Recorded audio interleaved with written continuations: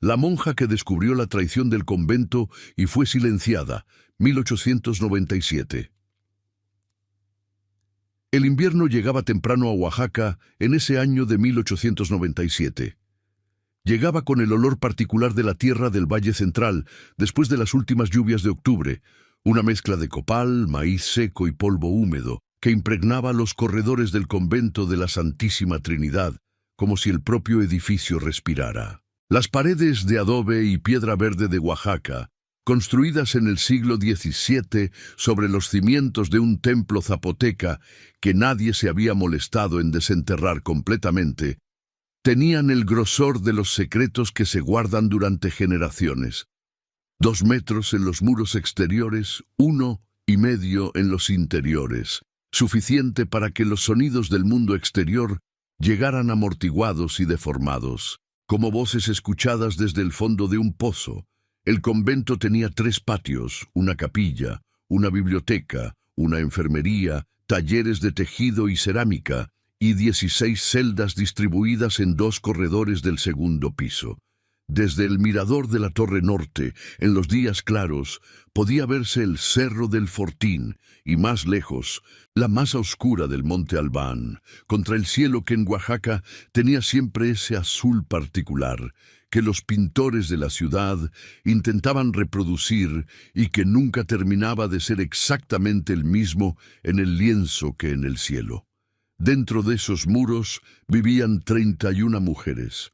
Sor Clara Noriega Villanueva era una de ellas y llevaba 7 años siéndolo. Había llegado al convento a los 19 años desde San Pablo Villa de Mitla, un pueblo a 40 kilómetros al este de Oaxaca, donde su familia cultivaba grana cochinilla desde hacía 3 generaciones. Su padre era un hombre justo y callado, que había enviudado cuando Clara tenía 11 años y que había criado a sus 4 hijos con la misma atención paciente que ponía en el cultivo de los nopales, sabiendo que el tiempo hace su parte si uno hace la propia.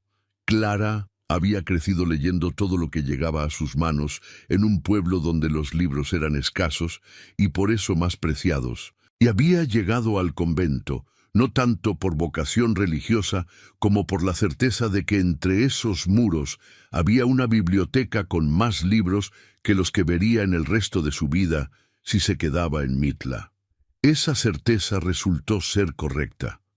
La biblioteca del convento de la Santísima Trinidad tenía 342 volúmenes, y Clara los había leído todos en 7 años. A los 26 años era la encargada de la enfermería, asistente de la sacristía, y la hermana a quien todas las demás acudían para que les leyera las cartas que recibían de sus familias cuando las palabras eran difíciles o la letra del remitente demasiado apretada.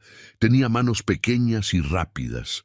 La costumbre de caminar por los corredores con un libro bajo el brazo, aunque no lo estuviera leyendo, y una manera de escuchar que hacía que las personas le dijeran cosas que no habían planeado decirle. Era esta última cualidad, más que ninguna otra, la que la había puesto en el camino de lo que descubrió en la tarde del martes 12 de octubre de 1897. Ese martes, la Madre Superiora le había encargado revisar y catalogar los documentos del archivo de la enfermería que se habían acumulado sin orden desde hacía 3 años. Era una tarea larga y polvorienta que Clara realizó con la meticulosidad de siempre, sentada en el suelo de la enfermería, con los documentos extendidos a su alrededor en grupos cronológicos. Eran recetas, registros de síntomas, inventarios de medicamentos, facturas de la botica de la ciudad. Al fondo de la caja más vieja, debajo de un fajo de facturas de 1893, encontró un sobre sellado con cera roja que no tenía ninguna indicación exterior, ni destinatario, ni remitente, ni fecha. Clara lo sostuvo en las manos un momento. El sobre era grueso. El sello de cera tenía la impronta de un anillo que no reconoció. Lo abrió. Dentro Había 4 cartas dobladas, escritas en una letra pequeña y cuidadosa, que Clara reconoció de inmediato porque la había visto en los contratos de la capilla. Era la letra del hombre cuyo nombre aparecía en la placa de bronce del portal principal del convento, grabado bajo el título de Benefactor Fundador de Obras Piadosas. Don Evaristo Rueda Torrescano, hacendado de Etla, propietario de la mayor parte de las tierras irrigadas del Valle Central de Oaxaca, hombre cuya familia había financiado la reconstrucción del convento después del terremoto de 1870 y cuyo retrato, con marco de plata, colgaba en el salón de visitas junto al del último obispo de la diócesis. Las cartas estaban dirigidas a la Madre Superiora anterior, Sor Consuelo de la Encarnación, quien había muerto en 1895 y sido reemplazada por la actual Sor Petra de los Ángeles. Clara leyó la primera carta. La leyó 2 veces. La leyó una tercera vez con la lentitud de quien necesita que las palabras se instalen completamente antes de aceptar lo que significan. Lo que decía la carta no podía decirse de otra manera. Era un acuerdo escrito con la precisión jurídica de alguien acostumbrado a formalizar transacciones entre don Evaristo Rueda Torrescano y la madre Sor Consuelo de la Encarnación, que describía en términos que usaban palabras como servicio, naedo, disposición y compensación mensual. Una relación entre el donador del convento y las hermanas jóvenes de la comunidad que no tenía ninguna lectura posible que no fuera la que Clara entendió en la tercera lectura, con un frío instalándosele en el estómago que no tenía nada que ver con la temperatura de octubre.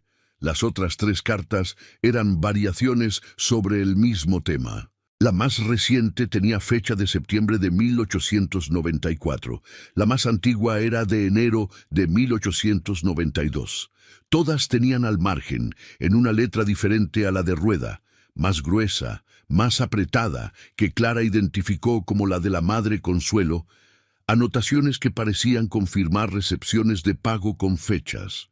Clara dobló las cartas, las metió de regreso al sobre y guardó el sobre bajo su hábito con el movimiento automático de alguien que actúa antes de que la mente termine de procesar lo que está haciendo. Terminó de catalogar los documentos restantes. Acomodó las cajas. Salió de la enfermería. En el corredor, el sonido de los rezos del coro llegaba desde la capilla con esa calidad envolvente que tiene la oración colectiva cuando los muros son de piedra y el techo es alto. Clara caminó hacia su celda con el paso de siempre. Se sentó en el catre, puso las manos sobre las rodillas y se quedó quieta durante el tiempo que tardó en entender que tenía en las manos algo que podía destruir a varias personas y que protegía a ninguna que no estuviera ya destruida. Si esta historia ya te tiene atrapada desde estas primeras palabras, lo que viene después no te va a soltar. Suscríbete al canal ahora mismo para no perderte ningún episodio y dinos en los comentarios desde qué ciudad o país nos acompañas esta noche. Nos alegra enormemente saber desde dónde nos ves. Lo que Clara sabía del convento en ese momento era lo que sabe alguien que lleva 7 años en un lugar con los ojos abiertos y la disposición natural a notar lo que no encaja. Sabía que la Madre Petra era una administradora eficiente que gobernaba la comunidad con una mezcla de rigor y frialdad que sus hermanas interpretaban como santidad y que Clara interpretaba como otra cosa. Sabía que los jueves, una vez al mes, don Evaristo Rueda Torrescano llegaba al convento en su coche negro y era recibido por la Madre Petra en el salón de visitas con una deferencia que no correspondía únicamente al tamaño de sus donaciones. Sabía que después de esas visitas, que duraban entre 1 y 2 horas, Una o dos hermanas jóvenes faltaban al rezo de la noche con excusas que la madre Petra proporcionaba al día siguiente sin que nadie preguntara. Sabía también, porque era la enfermera y los cuerpos no saben mentir, que en varias ocasiones, en los últimos 3 años, había atendido a hermanas jóvenes con síntomas que no tenían ninguna causa orgánica aislada y que solo tenían sentido en el contexto de algo que Clara no había querido nombrar hasta esa tarde del 12 de octubre. Ahora tenía las cartas, ahora tenía el nombre y la letra y los montos y las fechas. Ahora podía nombrar lo que antes solo había podido sentir como una incomodidad que no sabía cómo articular. Lo primero que necesitaba decidir era en quién confiar. El convento tenía 31 hermanas. Clara las repasó mentalmente con la misma metodología con que catalogaba documentos, ordenando, descartando, identificando.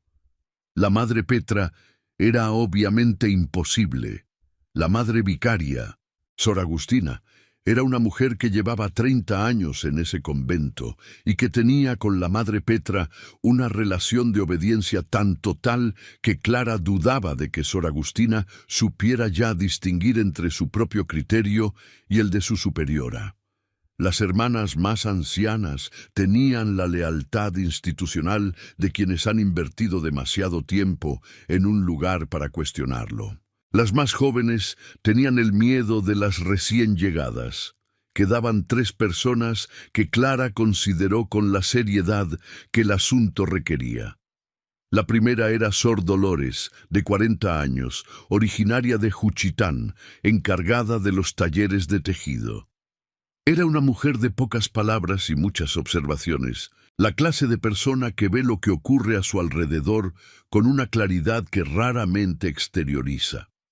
Clara la había visto en 3 ocasiones distintas durante los últimos años, observar la llegada de Rueda al convento con una expresión que no era ni bienvenida ni indiferencia, sino algo más parecido al reconocimiento de una amenaza conocida.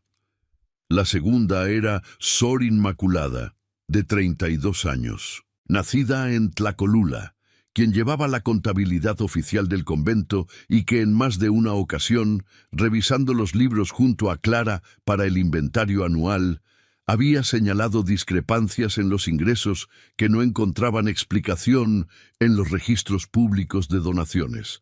Cada vez que lo señalaba, la madre Petra le daba una explicación que cerraba la conversación sin resolver la discrepancia. La tercera era Sor Amparo. Tenía 20 años y llevaba 10 meses en el convento, la novicia más reciente. Era de una familia de Miahuatlán. Había llegado con el hábito demasiado grande y los ojos demasiado abiertos del que llega a un lugar nuevo con la esperanza intacta. Y en los últimos 2 meses, Clara la había visto cambiar con la velocidad que cambian las personas cuando aprenden algo sobre el lugar donde viven que no estaban preparadas para saber. Sor Amparo llegaba al desayuno con ojeras que no existían 3 meses antes.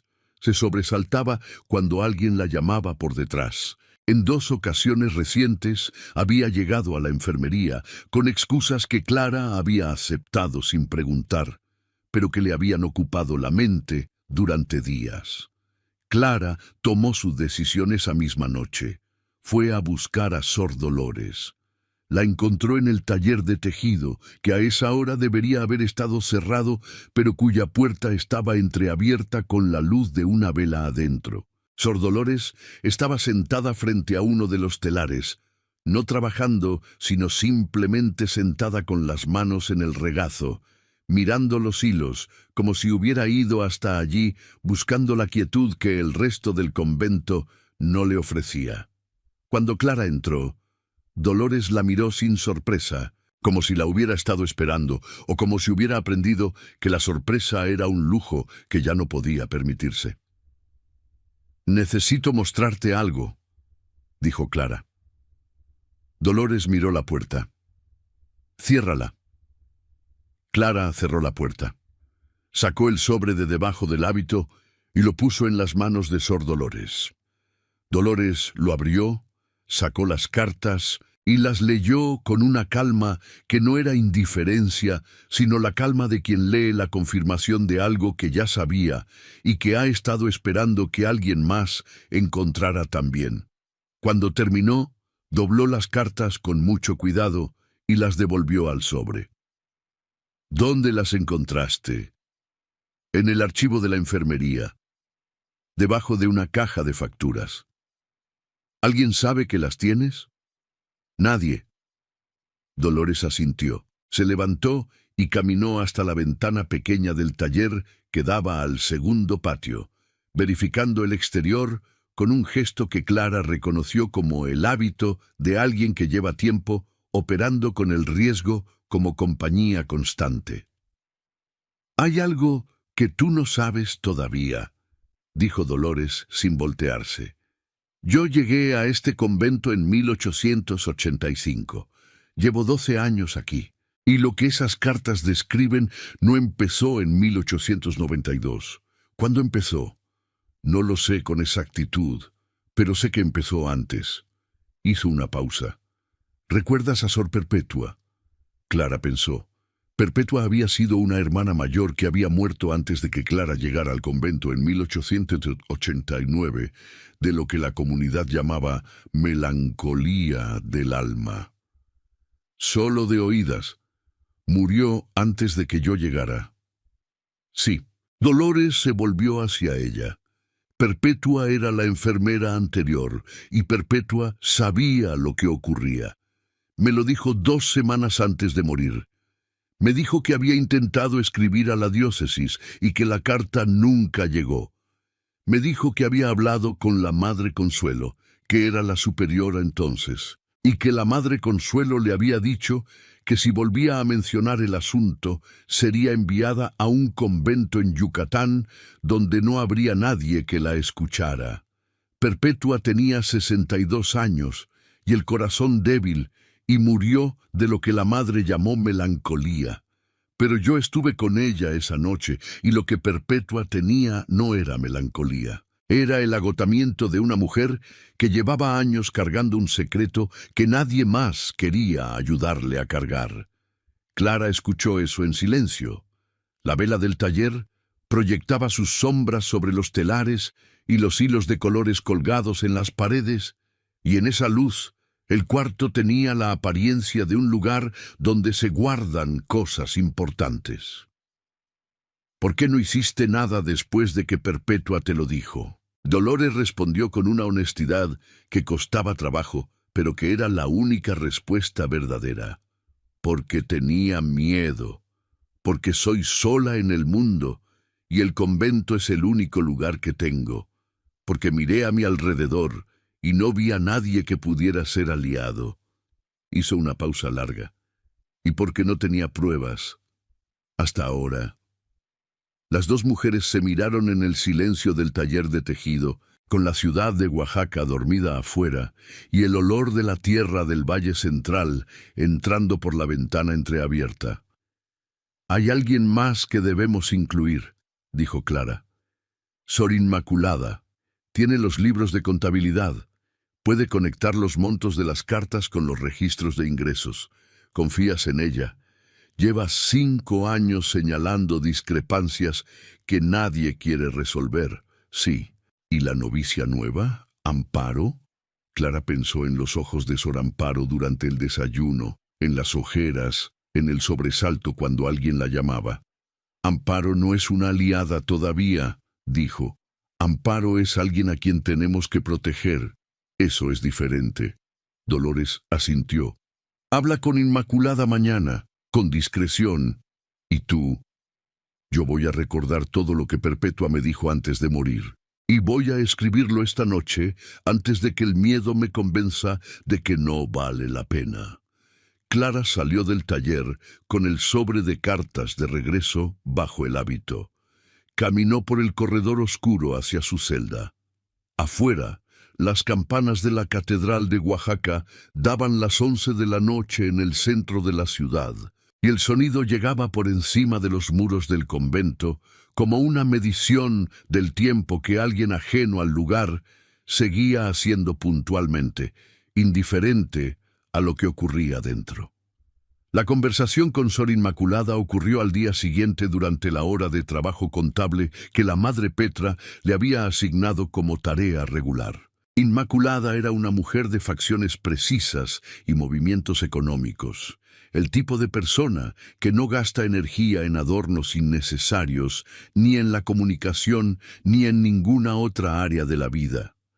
Cuando Clara le mostró las cartas y le explicó en voz baja lo que buscaba, Inmaculada las leyó sin expresión visible y las devolvió con la misma calma con que habría devuelto un documento de inventario. «Los montos coinciden», dijo simplemente. «¿Con qué?» «Con los ingresos no identificados que llevo 3 años señalando en los libros.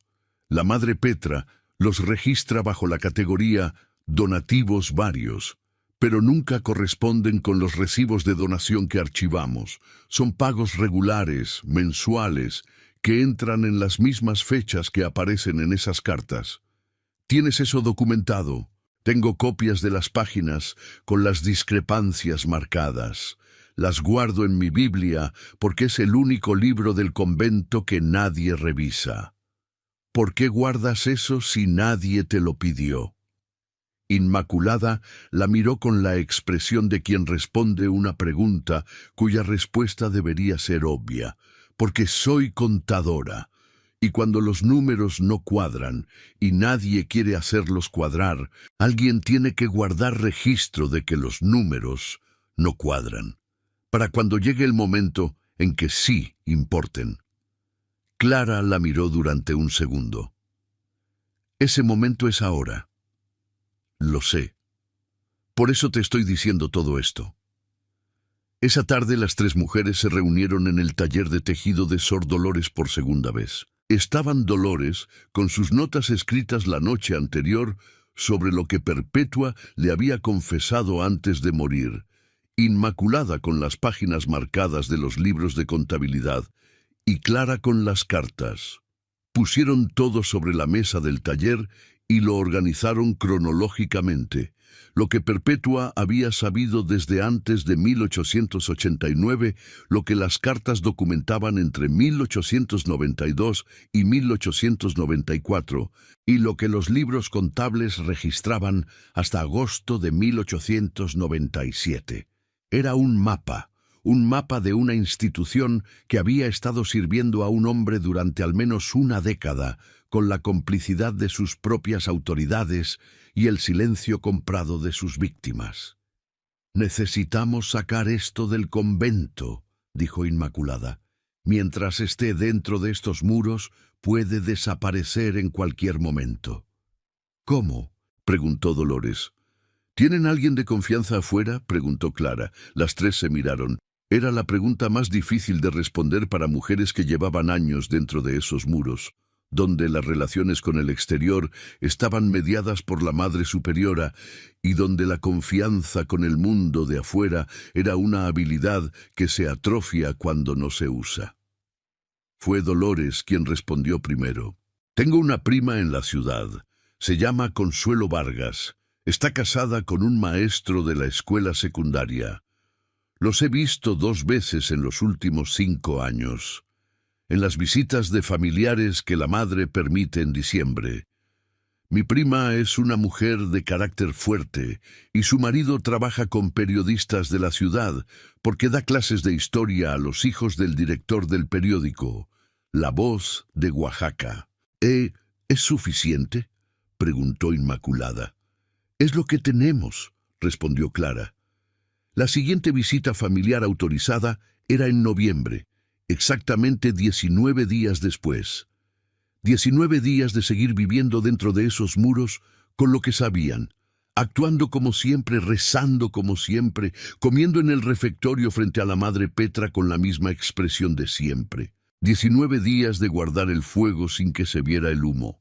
Las 3 mujeres acordaron que Dolores usaría la visita de su prima para transmitirle la información, no los documentos físicos, que eran demasiado arriesgados de sacar del convento en ese momento, sino la esencia de lo que sabían, quién era el hombre, qué hacía, cuánto tiempo llevaba haciéndolo, que había documentación y que necesitaban llegar a alguien que tuviera la capacidad y la disposición de actuar.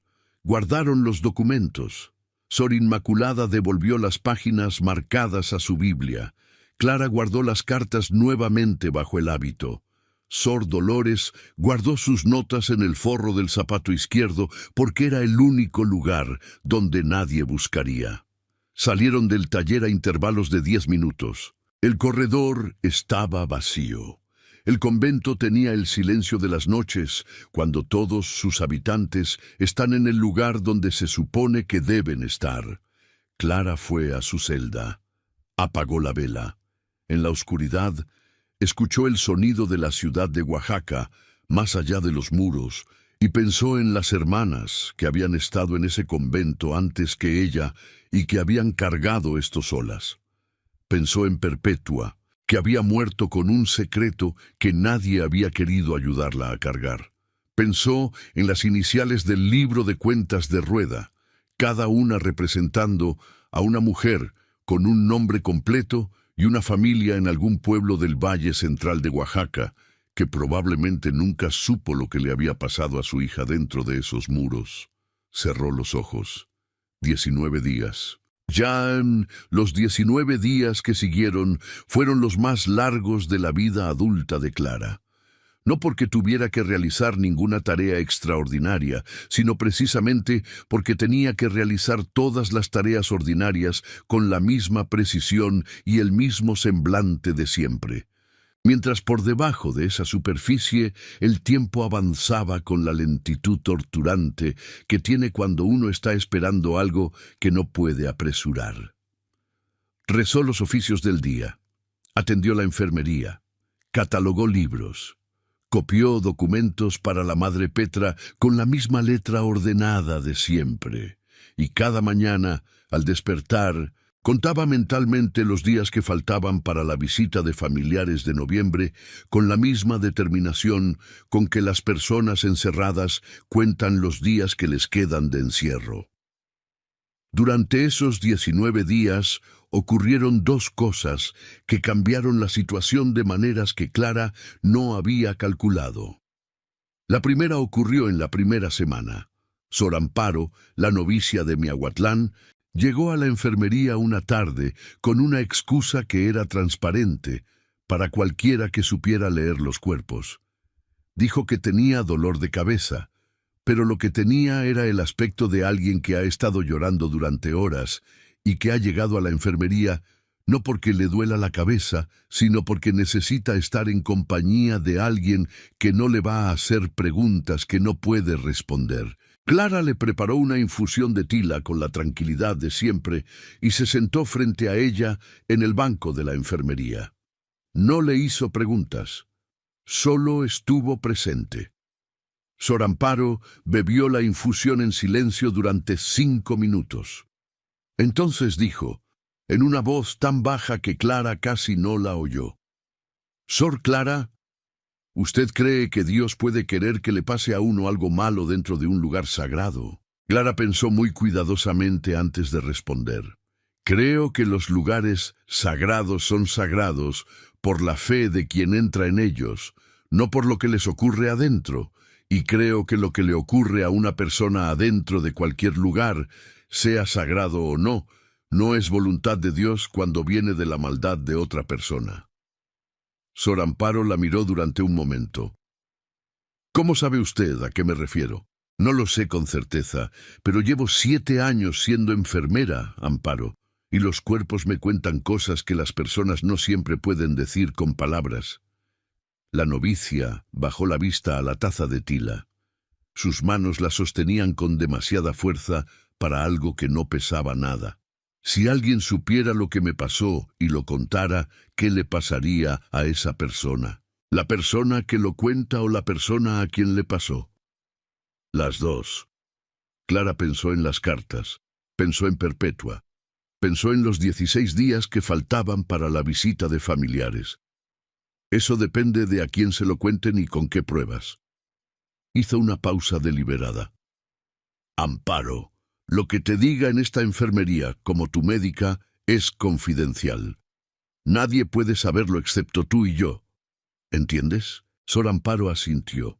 Entonces cuéntame lo que Sor Amparo le contó en los siguientes 20 minutos en la infusión mezclada de vergüenza, rabia y miedo que tienen los testimonios de quienes hablan por primera vez de algo que han guardado en silencio.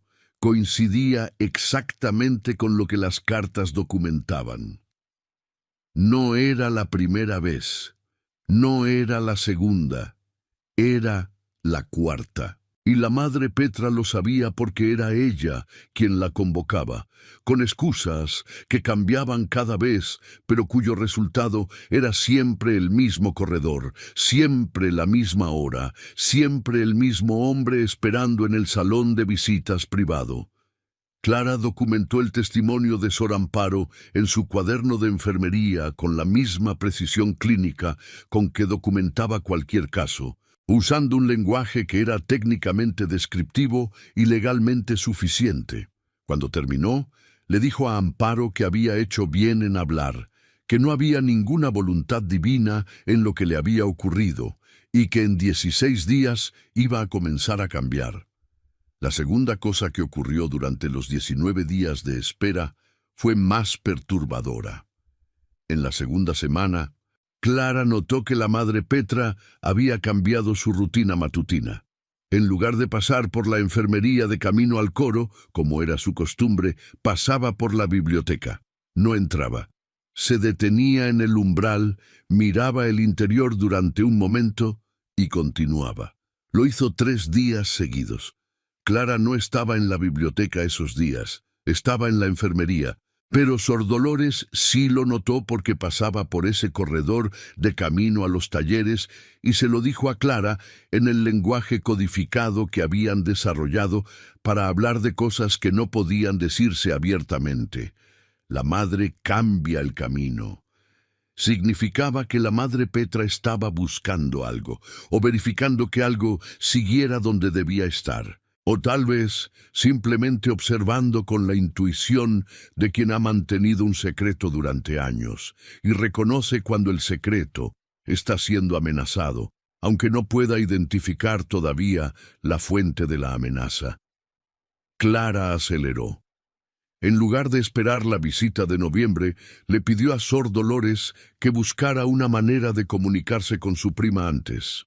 Dolores tardó 2 días en encontrarla. La cocinera del convento, una mujer laica que entraba todos los días por la puerta de servicio, tenía una hija que vendía tortillas en el mercado de la ciudad y que conocía a la prima de Dolores porque vivían en el mismo barrio. La cadena era larga y cada eslabón era un riesgo, pero era lo que había. El mensaje que llegó a la prima de Dolores era verbal y breve, que había algo urgente, que necesitaban encontrarse lo antes posible, que la prima debería solicitar una visita de emergencia por enfermedad.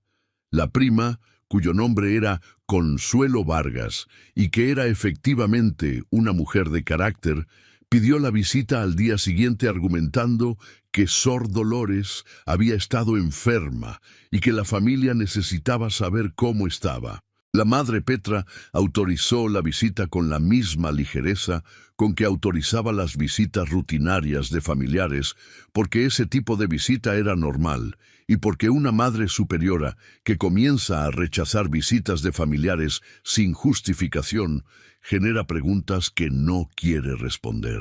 Consuelo Vargas llegó al locutorio del convento el viernes 22 de octubre de 1897. Clara y Dolores la vieron juntas, con Sor Agustina como acompañante reglamentaria, pero con Sor Agustina convenientemente distraída por una pregunta sobre tejidos que Sor Inmaculada le había planteado justo cuando la visita comenzó.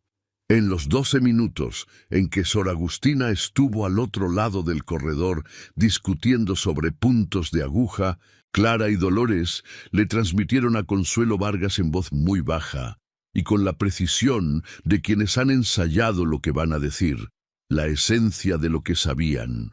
El nombre de Rueda, las cartas, los registros contables, el testimonio de Sor Amparo, el patrón que venía desde antes de 1892. Consuelo los escuchó con los ojos fijos en las dos hermanas y una expresión que iba de la incredulidad al reconocimiento y finalmente a algo que Clara identificó como la ira fría y controlada de quien había sospechado que algo así era posible en el mundo y que ahora tenía la confirmación.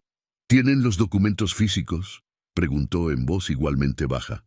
Sí, dentro del convento. No podemos sacarlos todavía. Cuando pueden, cuando haya alguien afuera que pueda recibirlos y hacer algo con ellos antes de que los destruyan. Mi marido conoce al director del Imparcial de Oaxaca, y al director del Imparcial lo conoce el corresponsal de El Monitor Republicano de la Ciudad de México. Dame una semana. No tenemos una semana completa, dijo Clara. Tenemos tal vez 4 o 5 días antes de que la madre sospeche que algo está ocurriendo. Consuelo asintió. Entonces, dame 4 días. Los 4 días siguientes fueron simultáneamente los más activos y los más quietos de Clara. Activos porque había cosas que preparar. Copias de las páginas de la contabilidad que Inmaculada reprodujo a mano durante 2 noches seguidas a la luz de una vela. Una transcripción de las cartas de Rueda en la letra de Clara, que era idéntica al original porque llevaba años practicando exactamente ese tipo de copia, y el testimonio escrito de Sor Amparo que Clara redactó en la enfermería con la firma de Amparo al pie, una firma temblorosa pero real, que la joven novicia estampó con la resolución de quien ha decidido que ya no puede seguir siendo el eslabón más débil de una cadena que la está destruyendo. Quietos porque desde fuera todo tenía que verse igual. Los rezos, las comidas, las tareas, las reverencias a la Madre Petra en los corredores. Clara se volvió en esos días en la actriz más precisa que había sido en su vida, y esa precisión le costaba cada noche la sensación de estar vaciándose de algo que no sabía si podría recuperar. El tercer día ocurrió algo que acortó los plazos de manera drástica. Clara estaba en la biblioteca catalogando libros cuando escuchó pasos en el corredor que reconoció eran los de la Madre Petra, con el ritmo peculiar de sus zapatos en los pisos de piedra que Clara había aprendido a distinguir de los de cualquier otra hermana. Lo que era inusual era que los pasos se detuvieron frente a la biblioteca, que la puerta se abrió y que la Madre Petra entró con la expresión cerrada y evaluadora de quien ha tomado una decisión y está verificando si las condiciones son las que esperaba encontrar. «Sor Clara», dijo. «Madre, ¿cómo va el catálogo?» «Bien, madre. Termino esta sección esta tarde». La Madre Petra caminó hasta el centro de la biblioteca y miró los anaqueles con una atención que no era la de alguien interesado en los libros. Era la atención de alguien que busca otra cosa y usa los libros como pretexto para la búsqueda. «He notado que pasa usted más tiempo del habitual en los archivos de la enfermería en las últimas semanas». «El catálogo atrasado requería tiempo extra, madre». «Sí». Una pausa. ¿Encontró algo inusual en el proceso? Clara la miró directamente. «Solo documentos del inventario habitual, madre, facturas y recetas antiguas». La Madre Petra asintió con la lentitud de quien acepta una respuesta provisionalmente, sin comprometerse con creerla del todo. «Bien, continúe». Salió. Clara escuchó sus pasos alejarse por el corredor y esperó hasta que el sonido desapareció completamente antes de soltar el aire que había estado conteniendo. Esa noche, en el taller de tejido, le dijo a Dolores e Inmaculada lo que había ocurrido. «No tenemos 4 días», dijo Dolores. «Tenemos 2, tal vez 1». «Los documentos están listos», dijo Inmaculada. «Necesito hacer llegar un mensaje a Consuelo esta noche», dijo Clara. La cocinera ya se había ido. La puerta de servicio estaba cerrada. El único canal que quedaba esa noche era uno que Clara no había querido usar porque implicaba involucrar a alguien más. Sor Amparo. Sor Amparo tenía una hermana en la ciudad de Oaxaca que la visitaba con regularidad. La hermana, que se llamaba Rosario y tenía 16 años, había venido 3 semanas antes y había hablado con Amparo en el locutorio mientras Clara estaba presente. Rosario vivía en el barrio de Jalatlaco, a 10 minutos a pie del mercado, donde la hija de la cocinera vendía tortillas, y conocía ese barrio lo suficiente para encontrar cualquier dirección en él. Clara fue a buscar a Sor Amparo. La encontró en su celda, despierta a pesar de la hora, con la vela apagada y la oscuridad completa, sentada en el catre, con las rodillas dobladas contra el pecho, en la postura exacta de alguien que está tratando de ocupar el menor espacio posible. «Amparo», dijo Clara desde el umbral. «Sor Clara, necesito pedirte algo. Es importante y es el tipo de cosa que no puedes pedirle a alguien que no ha elegido estar involucrada. Así que necesito preguntarte, antes de decirte, ¿qué es?» «Ya estoy involucrada», dijo Sor Amparo en la oscuridad. «Firmé mi nombre en ese papel». «Sí». «Entonces, dígame qué necesita». «Necesito que tu hermana Rosario lleve un mensaje esta noche a una dirección del barrio de Jalatlaco». «¿Esta noche?» «Esta noche». Sor Amparo desdobló las rodillas. Se puso de pie. «Dígame la dirección».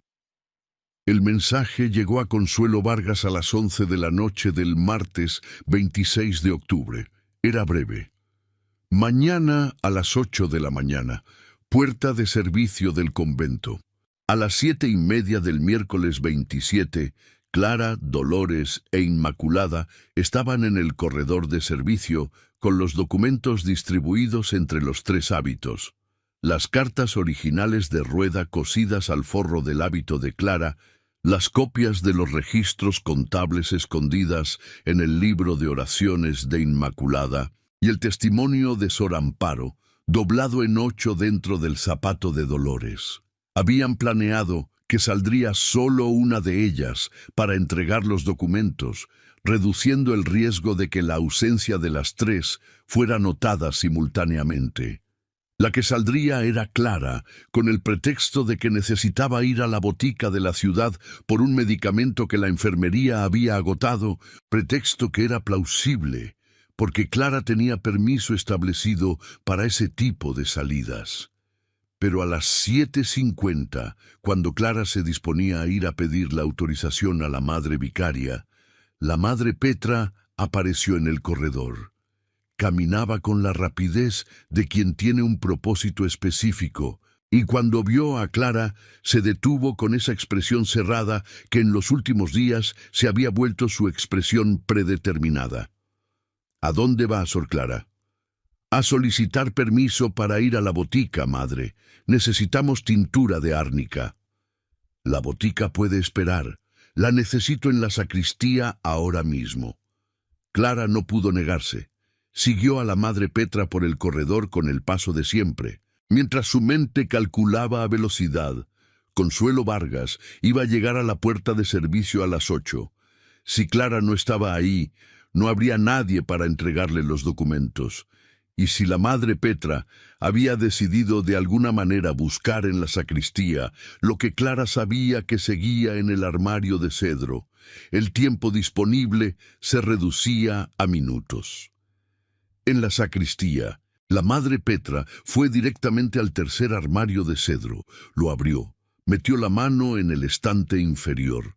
La caja seguía ahí. La sacó, la puso sobre la mesa de piedra, la abrió, miró el interior durante un segundo. Luego levantó la vista hacia Clara con una expresión que no era rabia ni miedo, sino algo más complejo. El reconocimiento de 2 personas que saben simultáneamente que la otra sabe, y que el momento en que ese conocimiento compartido se vuelve declarado cambia todo lo que viene después. «¿Cuánto tiempo lleva usted sabiendo?», preguntó la madre Petra en voz muy baja. Clara tomó la decisión en el segundo exacto que le tomó entender que no había respuesta falsa que sirviera para algo en ese momento. Desde el 12 de octubre, dijo. La madre Petra cerró la caja, la puso de regreso en el armario, se volvió hacia Clara con las manos juntas frente al pecho. Va a quedarse en su celda hasta que yo le diga que puede salir. ¿Por cuánto tiempo? El que sea necesario. Clara la miró durante un momento. Los documentos ya no están en esa caja, madre. Fue la única cosa que dijo. Era la cosa más importante que podía decir en ese momento. Y lo sabía. La madre Petra la miró sin responder durante 3 segundos, que fueron los más largos que Clara había vivido dentro de esos muros. «Vaya a su celda», dijo finalmente. Clara fue a su celda. Caminó por el corredor con el hábito sobre el cuerpo y las cartas originales de Rueda cosidas al forro, que la madre Petra no había buscado porque no sabía exactamente lo que Clara había tomado. Solo sabía que algo había sido movido. Cerró la puerta de su celda. Se sentó en el catre. A las 8 en punto, Consuelo Vargas llegó a la puerta de servicio del convento. La que abrió no fue Clara. Fue Sor Dolores, que había esperado en el corredor de servicio desde las 7:45 y que cuando Clara no apareció, tomó la decisión que la situación requería sin esperar instrucciones de nadie. Le entregó a Consuelo los documentos que tenía, las copias de los registros contables y el testimonio de Sor Amparo. Sin las cartas originales de Rueda, pero con suficiente evidencia documental para que un periodista que supiera lo que estaba buscando tuviera de dónde empezar. «Las cartas originales están con Sor Clara», dijo Dolores en voz muy baja, «pero Clara está retenida. Trabaje con esto por ahora. Las cartas llegarán cuando podamos sacarlas». Consuelo tomó los documentos, los guardó en su bolso y asintió. «¿Cuánto tiempo tienen?» «No lo sé, tal vez horas». Consuelo Vargas dio la vuelta y caminó hacia la ciudad de Oaxaca con el paso rápido de quien tiene mucho que hacer y muy poco tiempo para hacerlo. Lo que ocurrió en las siguientes horas dentro del convento fue la demostración más clara que Clara había visto de cómo funciona el poder cuando siente que está siendo amenazado, no de manera dramática, sino con la eficiencia fría y burocrática de quien lleva años perfeccionando el arte de contener los problemas antes de que se vuelvan visibles. La madre Petra convocó a Sor Inmaculada a su celda a las 9 de la mañana. A las 10 convocó a Sor Dolores. A las 11 fue personalmente a la celda de Clara. «Los documentos que están en su poder, Sor Clara», dijo desde el umbral. «¿Qué documentos, madre? No me obligue a buscarlos». Clara se levantó del catre. Se quedó de pie frente a la madre Petra con la misma calma que le había costado toda la mañana construir. «Hay personas fuera de este convento que ya saben lo que esos documentos dicen», dijo, «independientemente de lo que ocurra con los originales». La madre Petra la miró con una expresión que era, por primera vez desde que Clara la conocía, algo parecido al miedo. ¿A quién se lo dijo? ¿A quién correspondía? Ese fue el fin de la conversación. La madre Petra salió. Clara escuchó sus pasos en el corredor y calculó que iba en dirección a su celda, probablemente a escribir una carta que sería la primera de varias que usaría las herramientas que el dinero de Rueda y el poder de la diócesis ponían a su disposición para contener el daño. Pero el daño ya no era contenible. A las 2 de la tarde del miércoles 27 de octubre de 1897, Consuelo Vargas y su marido estaban en la redacción del Imparcial de Oaxaca con los documentos sobre la mesa del director. A las 4 de la tarde, el director del Imparcial había enviado un telegrama al corresponsal de El Monitor Republicano en la Ciudad de México. A las 6, el corresponsal había confirmado que publicaría la historia en el número del viernes si recibía verificación adicional antes del jueves al mediodía. Esa verificación adicional llegó en forma de las cartas originales de Rueda, que Clara sacó del forro de su hábito esa noche. Las copió a mano en 4 páginas que dobló en 8, y pasó por debajo de la puerta de la celda de Sor Dolores, junto con una nota que decía: «Para Consuelo, mañana por la mañana». Sor Dolores, que no estaba dormida, recogió el paquete del suelo en la oscuridad de su celda y lo guardó en el lugar que Clara ya sabía que era seguro: el forro del zapato izquierdo. El jueves 28 de octubre, el convento de la Santísima Trinidad amaneció con el olor habitual de incienso y desayuno y tierra mojada de octubre.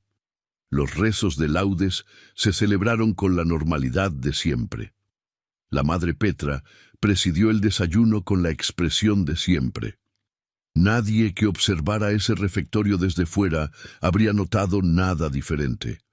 Pero debajo de esa normalidad, 3 cosas ocurrieron ese jueves que cambiaron permanentemente el rumbo de lo que seguía. La primera fue que Sor Dolores pidió permiso para ir a comprar hilos para el taller, un pedido tan rutinario que la Madre Vicaria lo autorizó sin consultar a la Madre Petra. Salió a las 9 de la mañana con las copias de las cartas de Rueda en el zapato izquierdo y las entregó en mano a Consuelo Vargas en el mercado de la ciudad a las 9:15. Consuelo las tenía en las manos del corresponsal de El Monitor antes del mediodía mediante el servicio de mensajería urgente que salía de Oaxaca a la Ciudad de México en el tren de las 11. La segunda fue que don Evaristo Rueda Torrescano llegó al convento ese jueves a las 10 de la mañana. Era su visita mensual regular. La Madre Petra lo recibió, pero la conversación que tuvieron en el salón de visitas privado fue, a juzgar por lo que Sor Dolores pudo escuchar desde el corredor al regreso de su salida, completamente diferente a las visitas habituales. Había urgencia en las voces, aunque no había gritos, y la visita duró solo 20 minutos en lugar de las habituales 2 horas. La tercera fue que a las 4 de la tarde, la Madre Petra fue a la celda de Clara con la expresión de alguien que ha tomado una decisión que no le gusta pero que considera necesaria. «Hay un coche esperándola en la puerta principal», dijo. «¿A dónde me llevan?» «A Tehuantepec. Hay un convento allá que necesita una enfermera». Tehuantepec estaba a 200 kilómetros.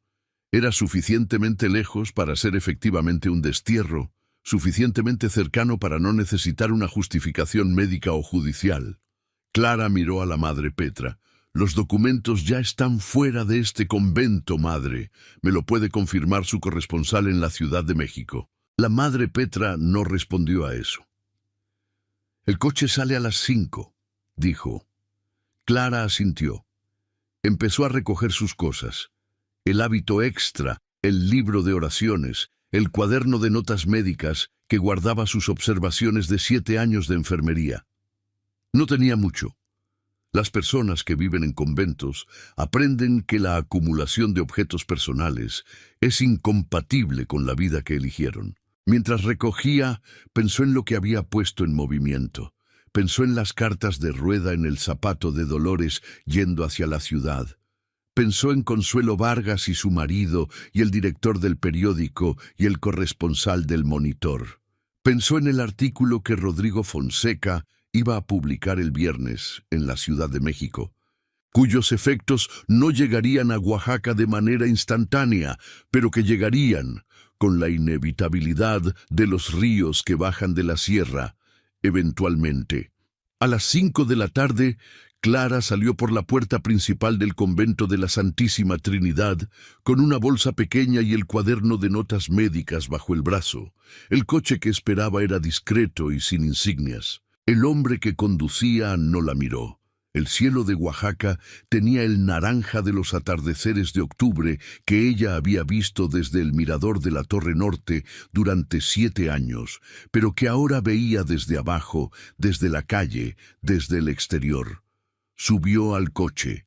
El coche se puso en movimiento. Clara miró por la ventanilla mientras el barrio de Marfil desaparecía y la ciudad de Oaxaca abría sus calles frente al coche. Vio el mercado donde la hija de la cocinera vendía tortillas. Vio la calle donde vivía Consuelo Vargas. Vio la torre de la catedral y el cielo naranja encima de ella. No llegó a Tehuantepec. Cuando el coche se detuvo en el primer cambio de mulas, a las afueras de la ciudad, un hombre que había estado esperando en el costado del camino se acercó a la ventanilla y le entregó al conductor un sobre. Era un sobre oficial con el sello del juzgado de primera instancia de Oaxaca. Consuelo Vargas, que había previsto exactamente este tipo de movimiento, había conseguido a través del marido del director del Imparcial una orden cautelar que impedía el traslado forzoso de testigos potenciales en casos bajo investigación. La orden se había firmado esa tarde a las 4:30, media hora antes de que el coche partiera. El conductor leyó el sobre, lo leyó de nuevo, miró a Clara y sin decir una sola palabra, dio la vuelta y regresó a la ciudad de Oaxaca. El artículo de El Monitor Republicano se publicó el viernes 29 de octubre de 1897 con el título El precio de la piedad, los crímenes del convento de la Santísima Trinidad de Oaxaca. Era un artículo de 3 columnas que reproducía fragmentos de los documentos copiados. Nombraba a don Evaristo Rueda Torrescano con nombre y apellidos completos. Describía el patrón de abuso y las desapariciones de hermanas. Y citaba como fuentes a 2 testigos cuya identidad el periódico protegía pero cuya existencia no podía ser negada. El Imparcial de Oaxaca publicó su propia versión ese mismo día. Clara leyó ambos artículos en la sala de la casa de Consuelo Vargas, donde había pasado la noche anterior después de que el coche la devolviera a la ciudad. Estaba sentada en una silla junto a la ventana que daba al patio donde un guajolote caminaba entre macetas de geranio, con la indiferencia absoluta de los animales domésticos ante los dramas humanos. Consuelo Vargas le trajo café y se sentó frente a ella. «¿Cómo se siente?», preguntó. Clara pensó en la pregunta con seriedad. Como alguien que acaba de soltar algo muy pesado y que todavía no sabe si los brazos van a recuperar la fuerza normal o si van a quedar así, débiles, permanentemente. «Eso es temporal», dijo Consuelo. «No lo sé todavía. Lo sé yo, lo he visto antes». El proceso judicial que siguió tardó más de 1 año en resolverse con la lentitud característica de los procesos que involucran a hombres con dinero y abogados en el México del Porfiriato. Don Evaristo Rueda Torrescano fue procesado formalmente en enero de 1898. Sus abogados construyeron una defensa que atacó la credibilidad de los documentos, la identidad de los testigos y la motivación de los periodistas que habían publicado la historia. Rueda nunca fue condenado por los crímenes que había cometido contra las hermanas del convento, porque esos crímenes eran de los que en 1897 no tenían todavía nombre preciso en el Código Penal mexicano. Fue condenado, en cambio, por fraude en la administración de fondos caritativos y por uso indebido de influencia sobre autoridades religiosas, cargos que sus propios abogados no pudieron desmantelar porque los documentos de la contabilidad eran demasiado precisos para ser refutados.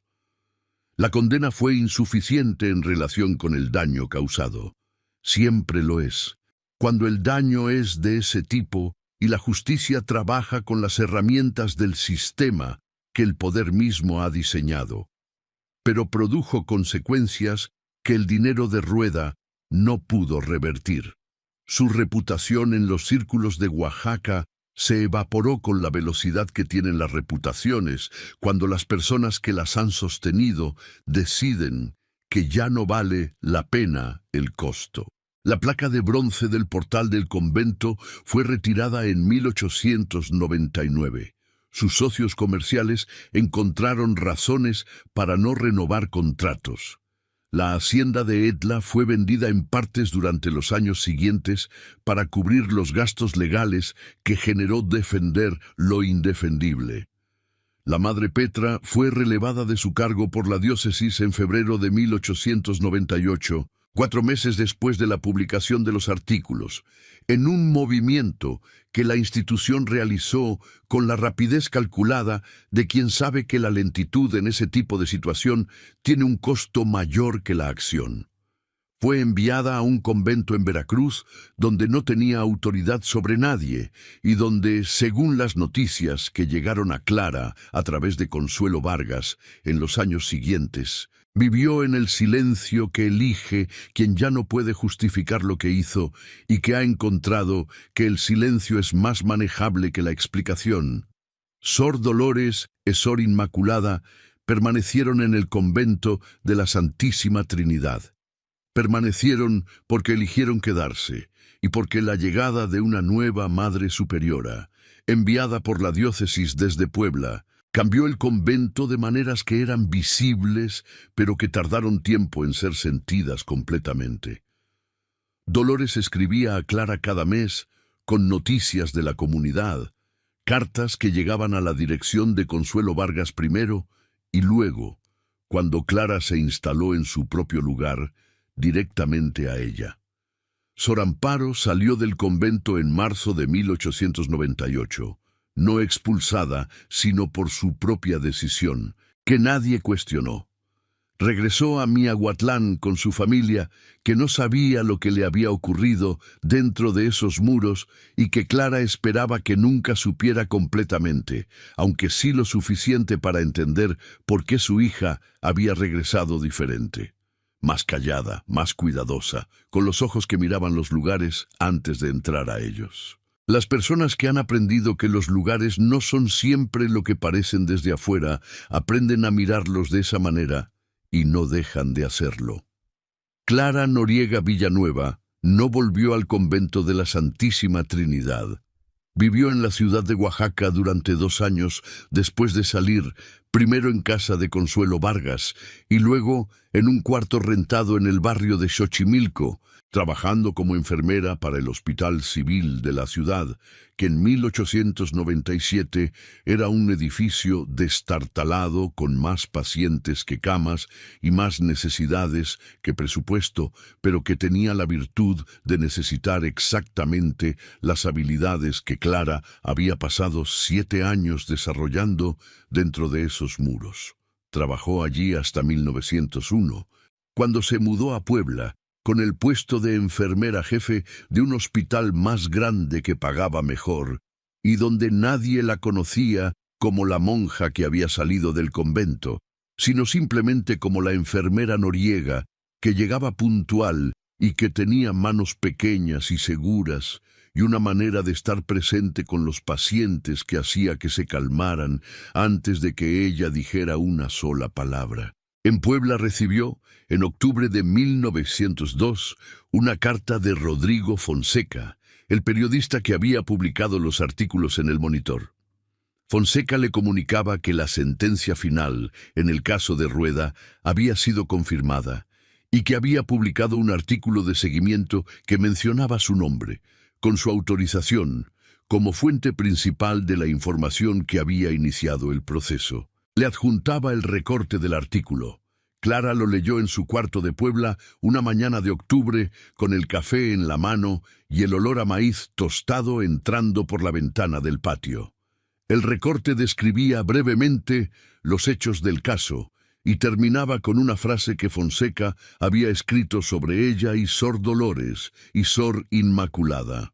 3 mujeres que eligieron ver lo que el mundo les había enseñado a no ver y que actuaron cuando actuar tenía un costo que ningún tribunal podía valorar correctamente.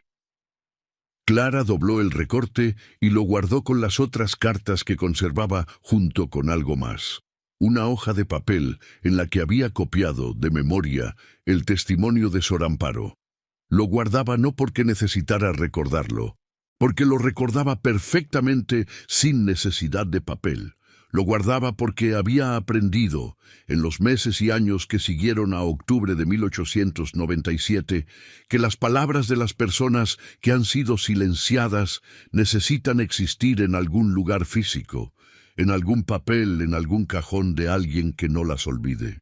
Porque los muros de los conventos son gruesos y el silencio que crean es duradero, y la única manera de que ese silencio no sea permanente es que haya alguien dispuesto a romperlo, aunque el costo sea el único lugar que tiene y los 7 años que ha invertido en aprenderlo de memoria. Los muros de adobe y piedra verde del convento de la Santísima Trinidad de Oaxaca siguieron en pie durante el siglo XX, atravesando la Revolución y la Cristiada y las décadas que vinieron después, cambiando de uso varias veces hasta que en 1950 parte del edificio fue convertido en escuela primaria y los niños del barrio de Marfil aprendieron a leer en los mismos corredores donde Clara había caminado con un libro bajo el brazo durante 7 años.